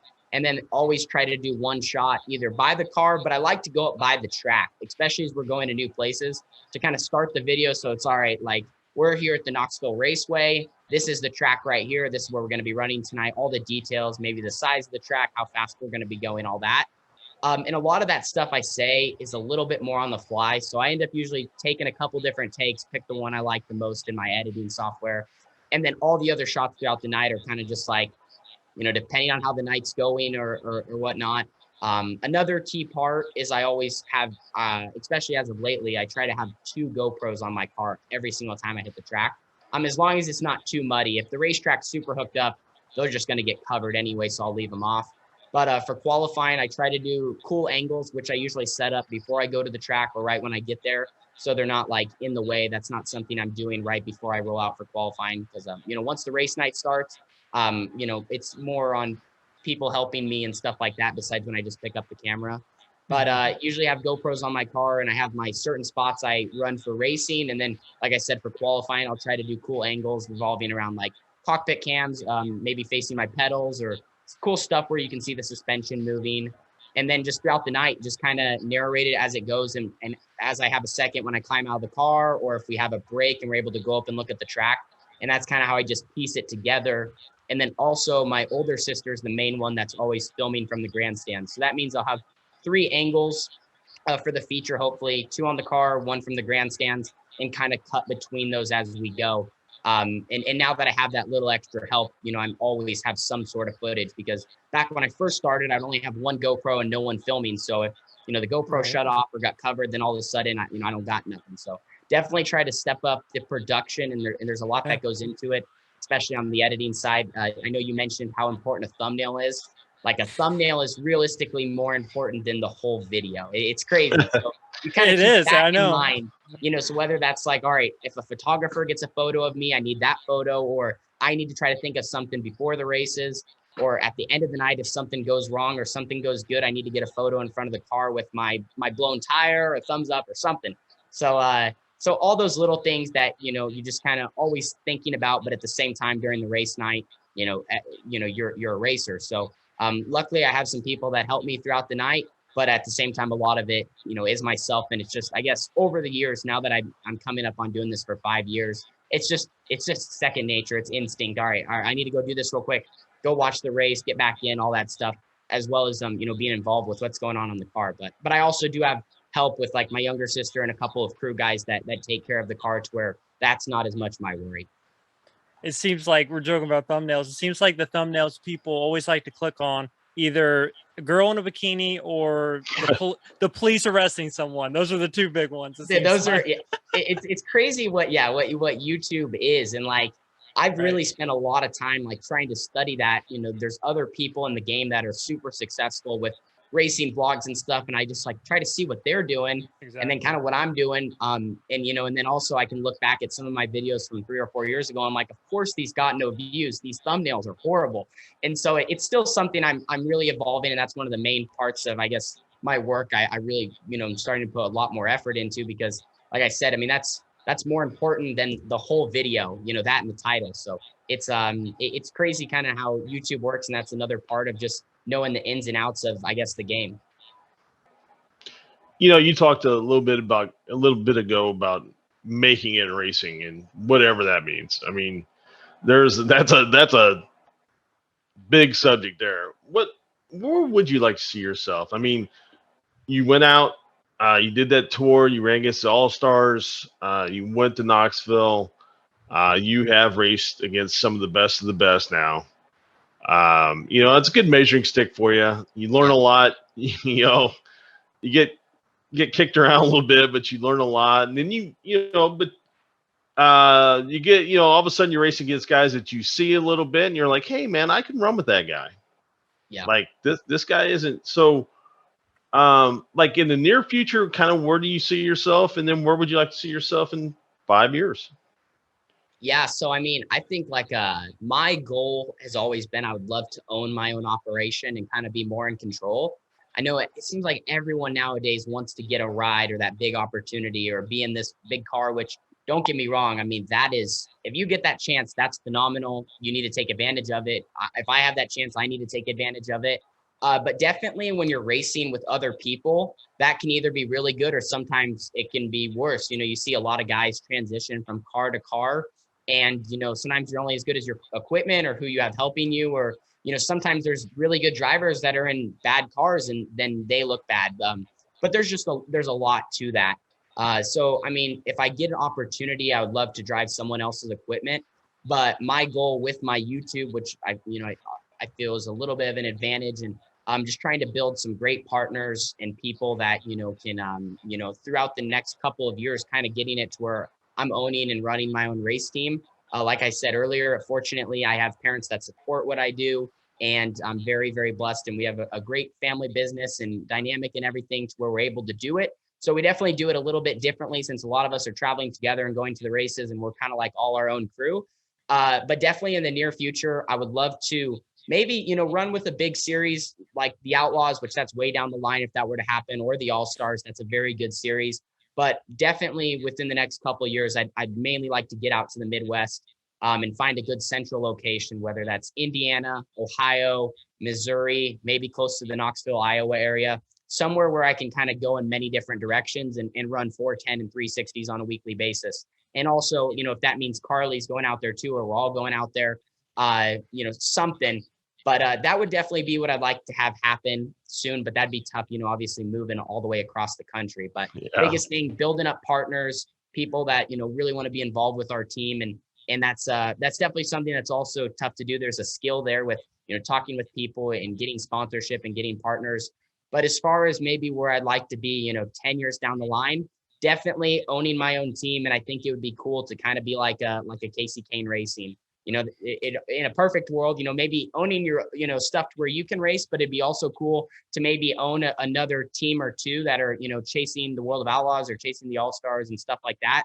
And, you know, never stopping the content side of things. You know, maybe that's to where people are creating content for those teams or my team or whatever. But I just think it'd be cool to be involved with the sport. So I definitely think I want to be involved on the racing side for as long as I can. And then, you know, maybe way down the road, that's where, like I talked about, being a promoter or, you know, owning a track would also be a fun task. So I think, you know, no matter what, whether I'm maybe not going to be maybe I'm not a driver at some point, I'm still definitely going to be involved with dirt racing, you know, whether that's at some of the lower ranks getting started or, you know, maybe at the highest level. I don't know. We'll just have to see where everything goes and just keep following the different paths. Yeah. In fact, I negated and mentioned someone else. Kevin Swindell's channel I watch. Yes. One thing I respect is Kevin over the years has taken a lot of heat, just because he can seemingly be a little abrupt in that. But that being said, he is very open and honest in his videos. And you hear him talking, you hear him talk to his drivers. He's like, man, I should have done this, or I should have done that. And, this is a guy that's won a lot. Yeah. And it's really refreshing to see Kevin and I've been where Kevin, not at that level, but I've been where Kevin's at, where, man, sometimes you just don't know what you could have done better. You could have done something. You just don't know what it is. And I really respected that about him. I've really found a great respect through those videos. Yeah. And I think it kind of with that situation too. First off, I mean, they create some awesome content. I'm friends with one of the guys that does a lot of their filming. And like I said, just incredible. The videos are so good and so well done. But I mean, one thing I think I realized too over this last year, the 39, the Swindell team, they're one of the top teams that run. If they show up to the track, they're one of the teams that are in contention to win.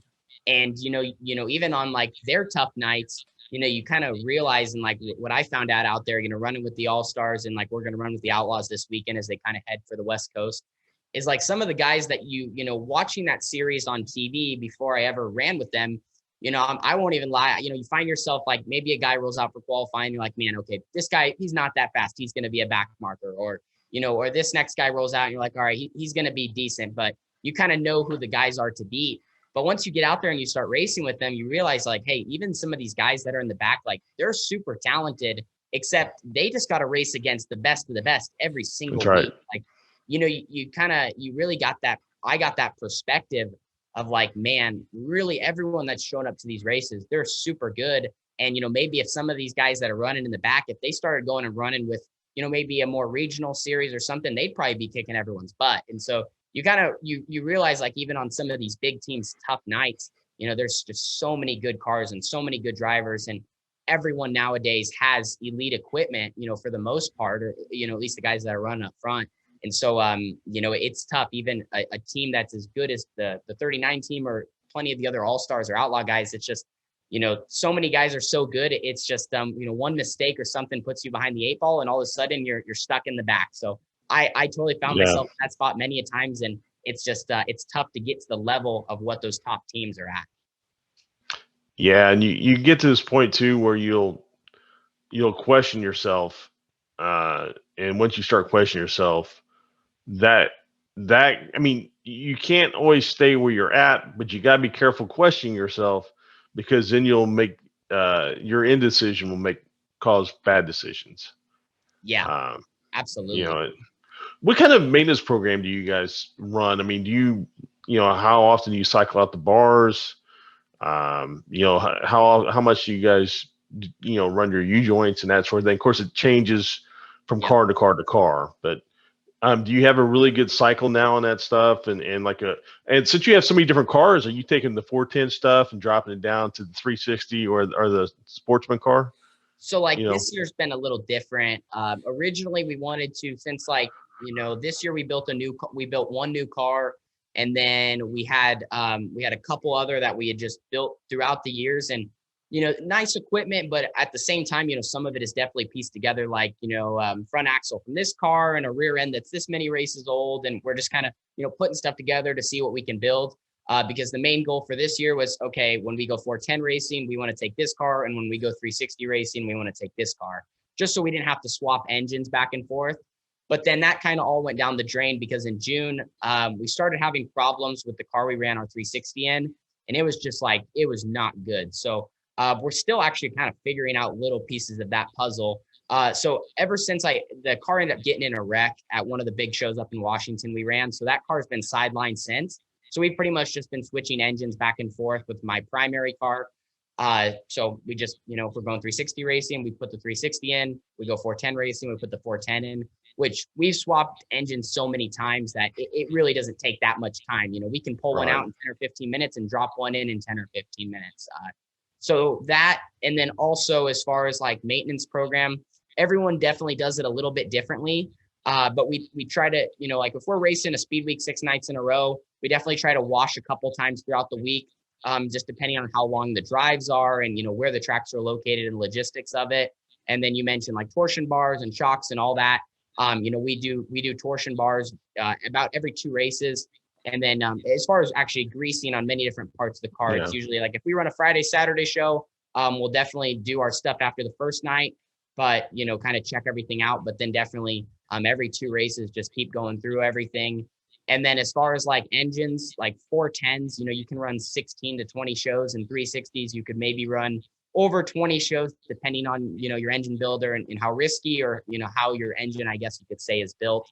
But we definitely try to stay on top of everything, always doing nut and bolt checks throughout the night after qualifying, after the heats.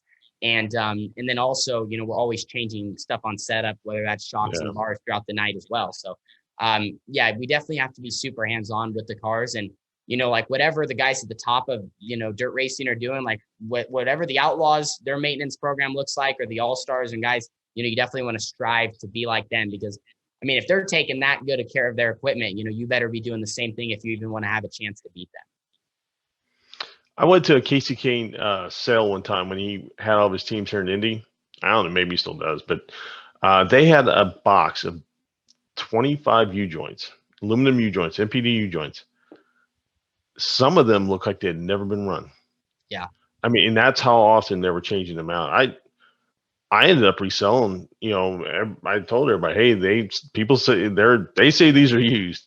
So I ended up reselling a bunch of them, and I used a few of them in our midgets, but that's how meticulous their stuff is it was shocking even to me, Yeah. Well, I think with the Outlaws too, I mean, to a certain extent, obviously a lot of other, like, more local teams and stuff, like little things like that, a lot of our like teams out here, and, unless you're running a nationally touring series, and you have those resources, like obviously, teams aren't necessarily doing that. Like we'll run our equipment. We definitely run a lot of our equipment almost a little longer than we should, just trying to get as much life out of it. And then you can repurpose it to another owner.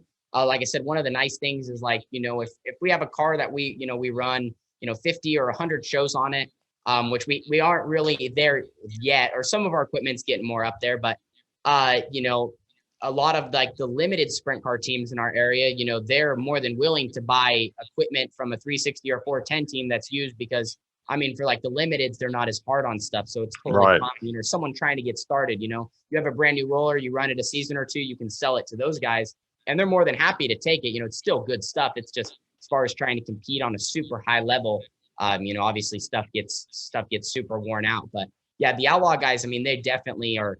They're almost doing not extra work. I mean, they're doing what they need to win races, but some of it, obviously, like you said, like this stuff hasn't even been ran, and they're getting rid of it. And they do the same with tires and a lot of other stuff. The second something has a problem, there's no reason to even check it out. It's take it off and put a new piece of equipment on, versus, a lot of other locally or regional teams, or maybe a little bit of a different approach. Right. That it was really impressive, just seeing how they ran their operation. I just think it's great, and like I talked about before, especially it's such a family operation that you guys have, and especially with your sister racing, and your sister's a good racer. Yeah. And she's already won a feature, right? And, Yep. She got her first win on July 10th. And she's won quite a few of the Outlaw kart races. Yeah, thank you. And do you see her continuing on a racing path such as yourself, or is this something she's doing now, and this is something? And I don't want you to speak for your sister. I'm not asking you to do that. I mean, well, yeah. I mean, I don't know. It's kind of tough. It's funny because we actually haven't really had that conversation. I mean, a little bit here and there, but Carly, I know she definitely obviously really enjoys doing the racing thing now. And I mean, because I saw a comment recently on one of my videos where, someone was asking like, does Carly really want to do it? Does she want to continue? And I was like, man, I'm not really 100% sure. I know she really enjoys doing the limited thing right now, and would, maybe be interested in trying to go forward. But at the same time, I definitely think we're on different paths. she loves being involved with the videos and all that. But I also don't think, like, for example, and maybe if she gets older, maybe she'll change her mind. But like, I don't really see her actually starting her own YouTube channel because she likes to be a part of the videos and be involved. Right. And, okay, like she's racing and I'm not. And like, we'll definitely, we're filming her and we're doing what she's doing. But she doesn't necessarily have like interest to, kind of have her own channel and necessarily be a star, I guess, or whatever you want to, whatever term. But I know she definitely loves running the outlaw kart stuff, and I'm sure she probably will never like ever really get out of racing. She just might not, maybe be trying to continue to climb the ladder, if that makes sense. She'll be, maybe she just wants to race, locally here in the Northwest when she has the chance as she gets older, or maybe she still wants to run karts because, even if you're 25 or 30, you can still run outlaw karts or older than that. But yeah, I think we're definitely on different paths, but right now we're, the paths are close and we're still, racing as long as we can together as a family. But it'll be interesting to see. But as a female, though, if she does choose that she wants to try to, go farther in the sport, I'm sure there will be opportunities there just because it's harder to find female racers that, are kind of maybe wanting to do that, or, female racers at all that have the ability to be able to drive, these high horsepower, cars. Well, we had Lindsay James on here, and we were talking, and like I'd said to her, I said, I've been asked before, I said, well, why don't you think there's more women, especially in open wheel racing? Because there are a lot of girls who run quarter midgets, and it sounds like there's a lot of girls who run the karts. Yeah. And especially all kinds of karts. And but about the ages of 14 to 18, they start kind of fading away. And Lindsay James says, well, I think they're smarter than guys. Yeah. No, I would agree. Yeah, I think there's probably many reasons why. Probably one of the first, like we talked about, racing is not the most glamorous job, especially, to give my younger sister credit, not to brag too much about her, but, the fact that she has the hands-on ability as well as driving is definitely something you don't see for a female.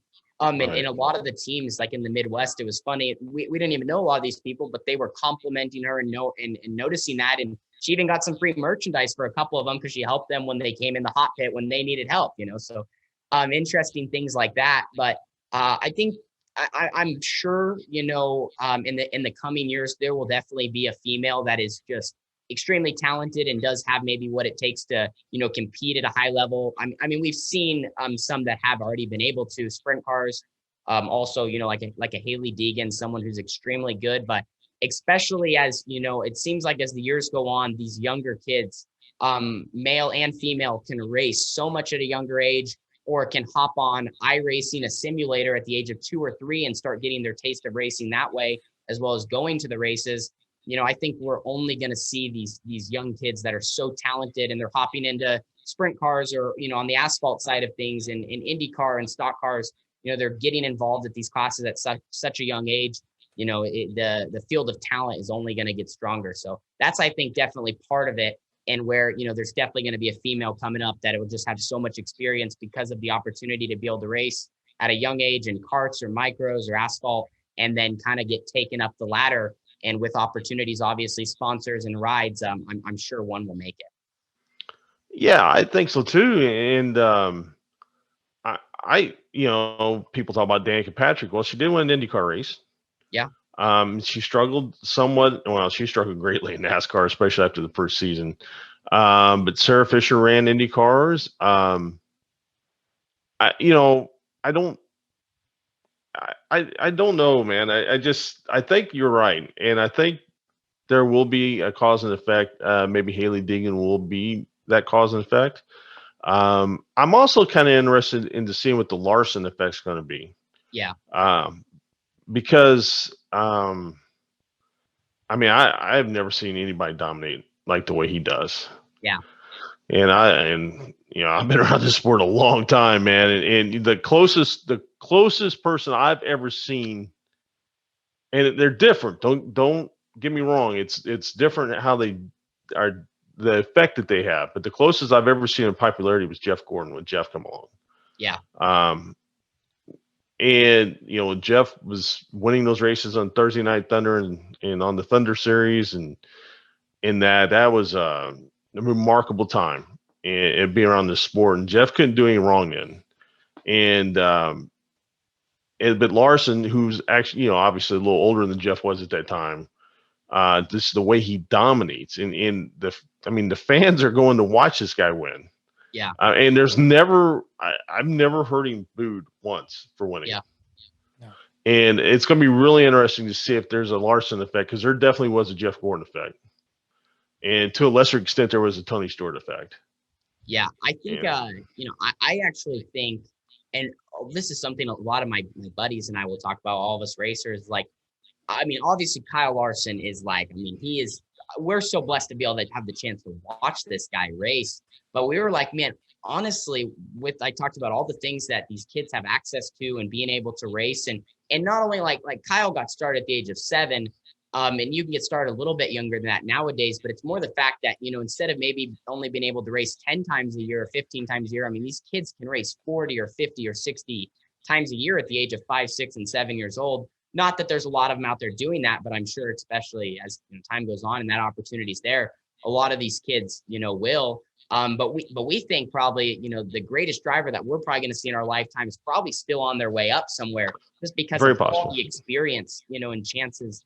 But it's definitely been crazy to see what Kyle's been able to do in hopping between late models and sprint cars and asphalt. And I think the coolest part is how he's kind of bridging the fan bases all together. And we all are kind of behind this one guy that, as you said, we're definitely not booing him. We're supporting him. And it's just such a treat to watch him, show up to the track any night. Well, they always say it's not how you fall, it's how you get up. And it was sad, what he did and what he said, and the fallout from that was just terrible. And if you can feel bad for Andy, a team owner, man, you got to feel bad for Chip Ganassi. Yeah. Because he was left with no choice. And but from the ashes rose a guy who maybe had not been taking it as serious as he could have been. And I think once he saw it could all go away, man, he is just laser focused, and it has been a special treat to watch. And I think for any racer like yourself, there's so much to learn and watching how he races, and figuring, when you watch him and you figure out that he oftentimes will find that one spot on the track where maybe nobody else is running it. He's faster than everybody else there. And then he just has to figure out how to maintain everywhere else. And he'll find that, he'll find that spot where he's faster, and then he finds that where he can just maintain, because he's only got to be faster in one spot. Yeah.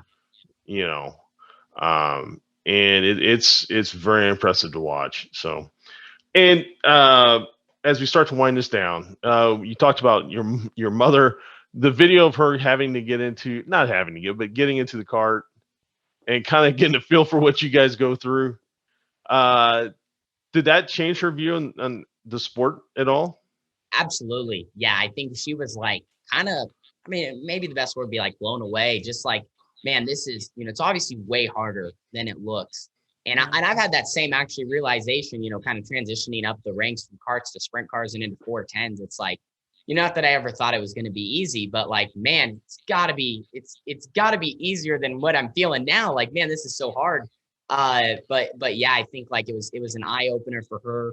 And I think, she obviously already had a ton of love and respect for us, but she was like, man, this is just way different. And like, we just did that again this last weekend, where she ran the Outlaw Kart for the second ever time. And she was a little bit faster, but she's obviously not up to full speed. And it's just something that it's really crazy. And that's kind of where we talked about in that video, is how like some of these parents, as actually my parents did when they didn't have any knowledge of racing, expecting their 5 or 6 year olds to be able to go 30, 40, 50 miles an hour and be so good, when it's like, man, this is actually such a crazy task at hand. So I guess from that side of the spectrum, all the way to like a guy that's as good as Kyle Larson, or even other people that are like a Donnie Schatz or something, like really how talented these people are and how good they are at what they do. And I guess the biggest lesson from all of it is it just, it takes a lifetime in dedicating your life to racing to really be as good as some of these people are. So, and another lesson out of it that my mom got was, encouraging people, if you have the chance to race anything, maybe that's not a go-kart, and especially for older people, go-karts are a rough ride. Maybe get something with some suspension on there, but trying anything and just getting the chance to go out there and turn laps and figure it out is it's an experience you definitely won't forget.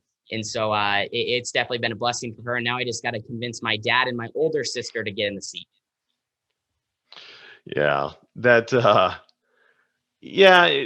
then you throw in the fact that there's 16, 18, 20 other cars out there covering you down with dirt and stuff the entire time. Oh yeah. That's why I told her, I said, you think it's bad out here by yourself. Imagine when you have guys that are, we're all racing at full speed. And then it's like, well, hey, why'd you and they don't do it a lot, but sometimes my dad will be like, well, why didn't you run the top in that situation? Or why didn't you slide the guy? Or I'm like, man, you don't even realize what it was like going into that corner and what happened. So it's really, she obviously hasn't got a taste of that, but in a way she has, just realizing, how fast it feels when she's rolling around there at 25%. Like I said, imagine being 100% and you have 4 guys around you that are all trying to take the spot away from you. And you're all on the verge of just wrecking every second you're on the track. So it's definitely crazy. And like I said, it's great for people to get that view and realize, really what us drivers are up against. And the pressure and everything that's going on really in the heat of the moment. Yeah, I like when you went to Knoxville, like almost immediately you're right on the fence, which is when it's up there, you got to get up there. Yeah, and I mean, there in Eldora and places like that, that has to be daunting to just get on that fence, man. Oh, it is. It's crazy. And I think it's like a talent that I definitely want to try to pick up on. Like one of the main things is, being able to go to new tracks and be fast. That's why the Outlaws are so good. That's why Kyle Larson is so good, because these guys have figured out how to go to new places, and it doesn't, they're not at a disadvantage because they're at a new place. And so that's one of the main things. And it's like when you get to a track like Knoxville, as it's constantly changing throughout the night, and I have maybe 5 laps up to full speed on the track because I got hot laps in qualifying. Now I have a heat race. It's like, you have no other option but to figure it out. And if, you're out there messing around, or not messing around is not the right word, but you're just, you're not doing, you're not going for the right line, like you're just wasting time. So you got to figure it out and do it if you want to make it happen. So, but that's definitely one thing I want to work on as, throughout the next couple of years, is just as we go to new places, the people that can figure it out and get on new surfaces and be quick right out the gate are usually the guys that are in victory lane at the end of the night. Yeah, I think too is you got to know, and this I think is the hardest for young drivers, is knowing when you're fast. Yeah. Don't know that, hey man, okay, I'm running the bottom. It's a little slimy right now. There's a lot of people down here, but it's cleaning up. And somebody shows you the nose up top, and that urge to get up on top because you think that's going to be the fast way around. You may lose a position. Now, if you start falling through the pack, that's obviously something else. But sometimes you just got to know when you're fast, and that's hard, man. That's got to be hard, especially running the bottom at certain places because you're so far out of the gas and feels like you're coasting. Yeah, you gotta have so much patience. Like dirt racing, especially like you said, a place or like a Knoxville, around the bottom, you gotta have so much patience. But you also gotta figure out, it's really a foot game between your left and right foot and finding the best combination. Because there's guys using different techniques of dragging the brake or lifting more than using brake. You could do it many different ways, but there's usually one way that's the fastest. And I definitely think as a young driver, I think that there's, like you said, some disadvantages and things like not having that experience. But at the same time, we went to a couple of tracks where I've experienced it, or other young kids I've raced with, I've seen, sometimes going to a new track and never being there can be an advantage. And especially, being young, and some, a lot of younger guys are more on the gas than anything, because, you don't have a book of maybe how this track races or where to go and where not to go. So, I've seen people find the most unique lines at tracks I've been to before, and they ended up beating us all that night because they'd never been there and they didn't know what to expect. They just were kind of moving around looking versus, there was a track we were at earlier this year here in Oregon called Coos Bay, and it is usually never around the top. So we're all running around the bottom, and this 15-year-old kid named Corey Day ran around the top around all of us, and none of us expected it to be there. So it's crazy the different situations you get put in, and having to figure it out at these places you've been to or you haven't. That's Ronnie Day's kid, right? Yes. Yep. Yeah, I think that come naturally to him. I think running the Absolutely. top. Yeah. Me and I- Corey are pretty good buddies. He that's his Yeah. driving style, and that's how he's a gasser. And he just, I mean, he's already been super successful in his young career. So he'll Yeah, be fun. he definitely gasses it up. He doesn't always know where he's going, but that doesn't mean he's not going to get there. No He's kidding. just- No kidding. he's fun to watch though, man. And I think when he won the Circle City, right, with driving for Clausen. Yep. And I really enjoyed watching that, and I enjoyed that for Tim. I know that meant a lot to Tim, I'm sure, and Ronnie. Not that I know Ronnie, but I remember him watching him race some when I was a kid, or not a kid when I was an adult, but Yeah. He, I just thought that was really cool to watch him win. Absolutely. And tell your mom that on Racer to Racer, we love the mothers of this sport. Absolutely. Will do. The mothers of this sport are, and I've said it a million times on here, they, in a lot of ways, they're the ones that make the show go. Absolutely. So we hold the mothers in the highest regard here. And Aaron, you got any other questions for this young man? I don't. I really appreciate it, Tanner, and hopefully we'll be able to see you race. We're in Indiana, so actually I can see the pagoda of IMS from my front yard, so I'm pretty close to the track. Cool. Yeah, so obviously, as you were saying, you're from Pacific Northwest, but hopefully, like you said, you'll get to do some more racing in the Midwest. Or if I know I would love to go up to Pacific Northwest sometime. Hopefully, maybe be able to see a race up there. I'm definitely jealous of you living in the Pacific Northwest. It's got to be pretty awesome. But then again, you've been there your whole life, so you don't know any difference. Absolutely. And Scott's laughing. I know Scott has something to say. You can go ahead and say it, Scott. I've got nothing to say, my man.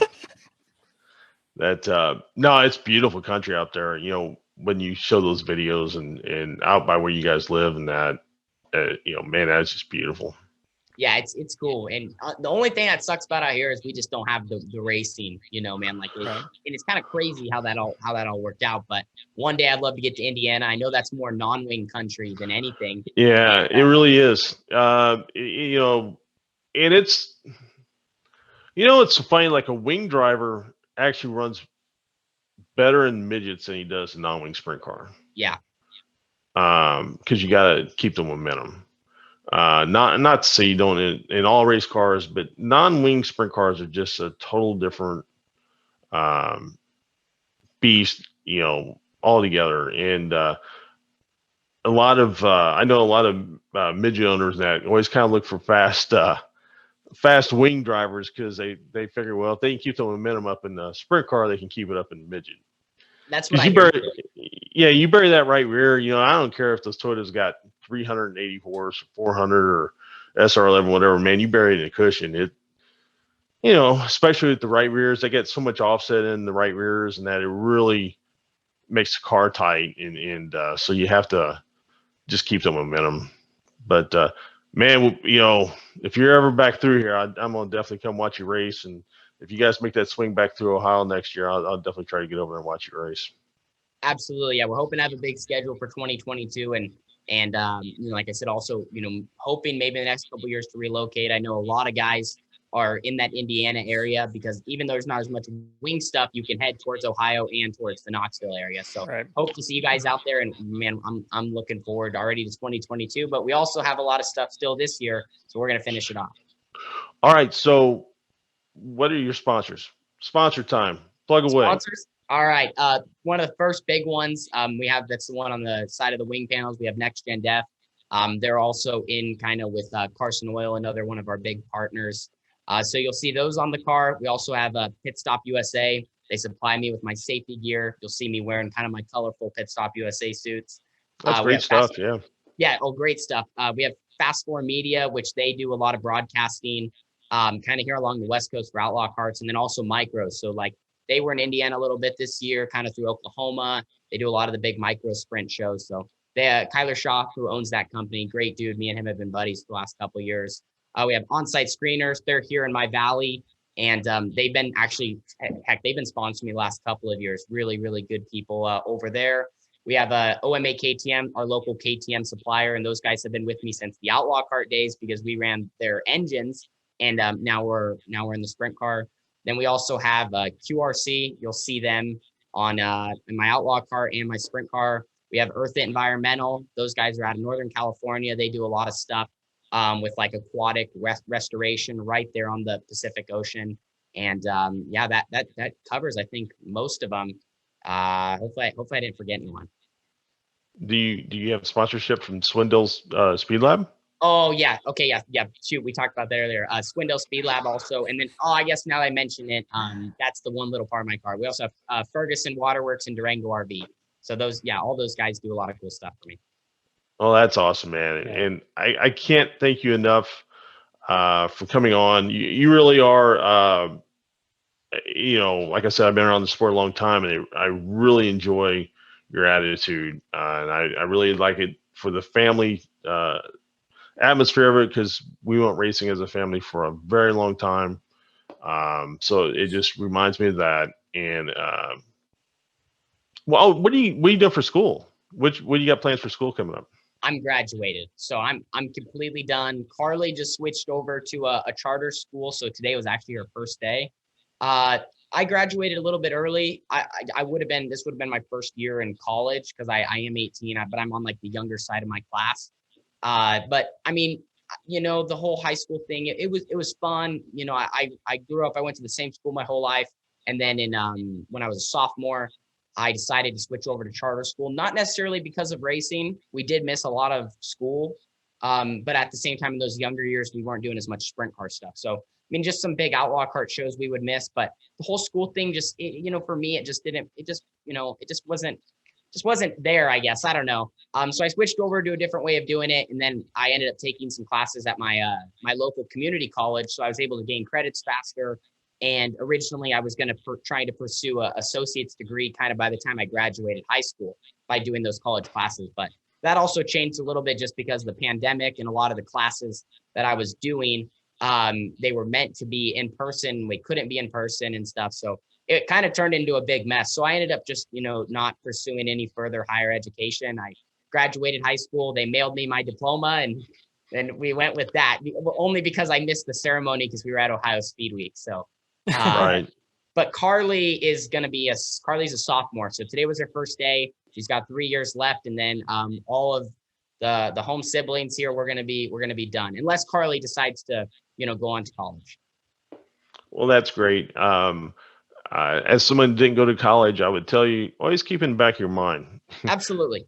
You won't always be young. Just always remember that. I agree. I will agree with that. That is true. It leaves you options. So, but again, thank you so much. It has been an absolute pleasure, and I knew it would, and we very much appreciate it. Absolutely. Thank you guys so much. Keep up the podcasting stuff. It's great that you guys are creating content, and hopefully we'll see you out in Indiana soon.